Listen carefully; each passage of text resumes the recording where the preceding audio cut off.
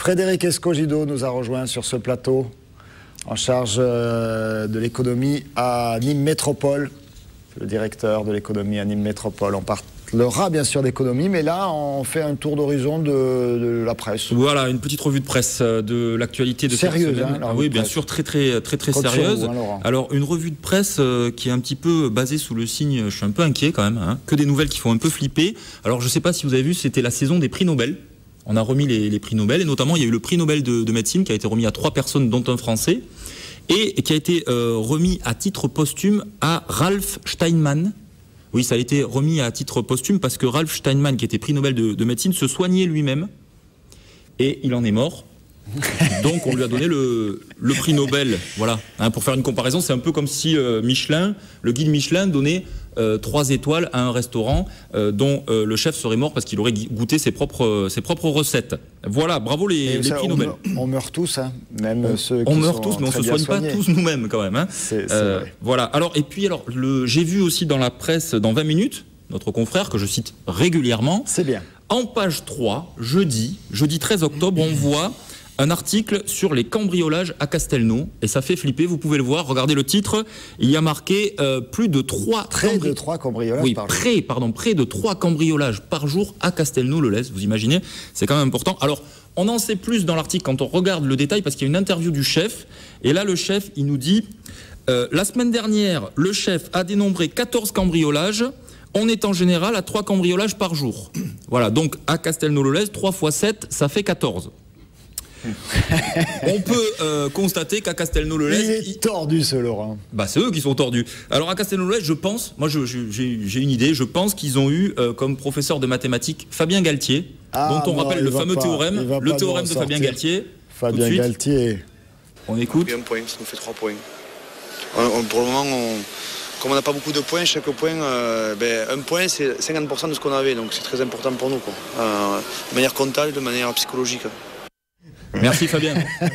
Les mathématiques te disent merci Fabien. Sortir toute la saison. Heureusement que le prix Nobel de mathématiques... Mais il n'a pas tort, je vous l'ai dit déjà. Non, c'est juste, mais ça n'a aucun intérêt. Heureusement que le prix Nobel de mathématiques n'existe pas d'ailleurs, hein, parce qu'on pourrait le remettre à Fabien Galtier. Ça s'appelle la médaille Fields.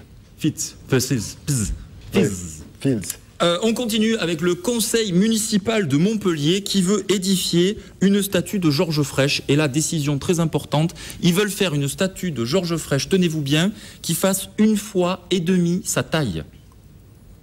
1,5 fois la taille de Georges Frêche. Vous voyez ce que ça va faire un petit peu comme statue. Alors on est à la recherche de la carrière de pierre qui pourra fournir suffisamment de minerais pour faire la statue de Georges Frêche 1,5 fois. Et il y a un projet, alors on envisage peut-être de démanteler les arènes de Nîmes et le pont du Gard pour faire une statue de Georges Frêche. Ça devrait être suffisant. Vous êtes prêt de donner un bout des arènes pour faire la statue de Georges Frêche? Les arènes pour Georges quand même. Ça appartient à notre patrimoine, on peut pas. Mais je pense qu'il y a des bonnes carrières, on peut lui en indiquer à Madame Mandrou si elle veut. Bon, on continue avec cette semaine aussi. Il y a eu, on a parlé du drame du crash Rio-Paris. Vous avez vu qu'il y a un livre qui est sorti sur un livre très contesté. Hein. Un livre très contesté, mais un livre dans lequel on apprend des grands scoops. Et notamment dans ce livre, on apprend les dernières phrases des pilotes. Et alors là, moi j'ai été stupéfait en lisant ça dans la presse. La dernière phrase du pilote, ça aurait été « On a perdu le contrôle de l'avion ». Il y a un gros mot avant. Là, moi je suis... Ouais, mais alors là, moi je suis quand même sidéré, parce que moi je pensais que le gars aurait dit un truc du genre « Est-ce que quelqu'un veut faire une belote ?» ou « À quelle heure c'est déjà les aléas du direct ?» Non, le gars il a dit « J'ai perdu le contrôle de l'avion », c'est stupéfiant. On continue avec, alors encore une mauvaise nouvelle, je suis désolé, mais dans le Figaro, un scoop du Figaro, on apprend cette semaine que l'Iran détiendrait la menace atomique, l'arme nucléaire. Bon, ça fait quand même flipper, hein. Ça veut dire que maintenant, l'Iran peut décider de faire sauter la planète.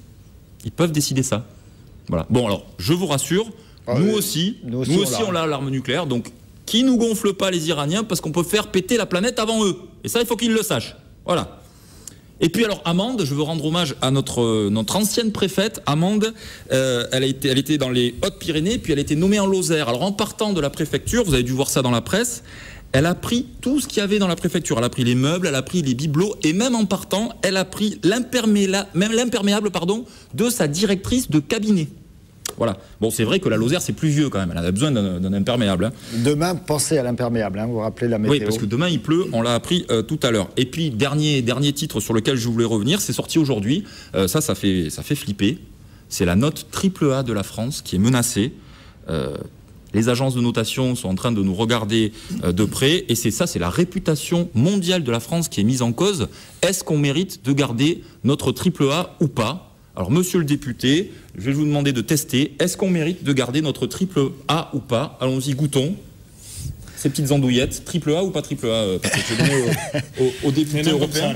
Vas-y, c'est cuit. Hein, c'est vrai qu'il fallait la faire, l'andouillette. Je sais que vous, d'habitude, c'est plutôt les madeleines, hein, Proust, mais l'andouillette de Proust... Et encore que les madeleines me font pleurer, c'est bien connu. Oh, magnifique. Allez-y, je vous en prie, dites-nous si la France mérite de garder son AAA ou pas. Allez, bon appétit. Bon appétit.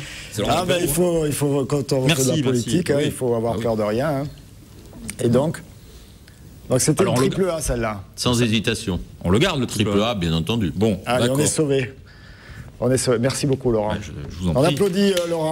Merci beaucoup. Pour cette magnifique revue de presse. On fera venir du public la prochaine fois pour que les applaudissements soient plus nourris. Marlène Laroche nous a rejoint sur le plateau pour les titres. Marlène Mec.